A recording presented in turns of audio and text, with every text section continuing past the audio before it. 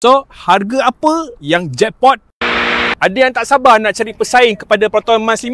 Ini dia, Wuling Bingo. Nampak gayanya, rakyat Malaysia makin tertarik dengan EV kompak sebagai kenderaan riadah. Hari tu, aku dapat merasa Wuling Bingo di China. Terima kasih kepada pihak TQ Wuling Malaysia dan apa aku dapat katakan, persaingan pada segmen ini akan jadi lebih hangat. Mana tak menarik? Ini adalah satu lagi kenderaan elektrik CKD berharga bawah RM100,000. Pertama sekali, dari segi dimensi. Bingo ni sedikit lebih kecil tetapi sama tinggi dengan Proton Emas 5. Seterusnya, jarak perjalanan adalah lebih jauh dari Emas 5 di mana mengikut kitaran CLTC, Bingo mampu bergerak sejauh 333 km untuk varian Pro dan 410 km untuk varian Max. Jarak ini dapat dicapai kerana kuasa yang dihasilkan adalah lebih rendah. Tapi tak perlu risau sebab penggunaan dalam bandar dah cukup memadai. Rupa luaran, pandang pendapatku, adalah kacakan model retro di mana rupanya lebih feminin dan comel. Manakala kemasan dalaman minimalis di mana kendalian di dalam ruang dalaman amat mudah dan senang untuk sesuaikan diri. TQ Wuling katakan kereta ni akan dijual bawah RM100,000. Diorang dah pergi test dah tu.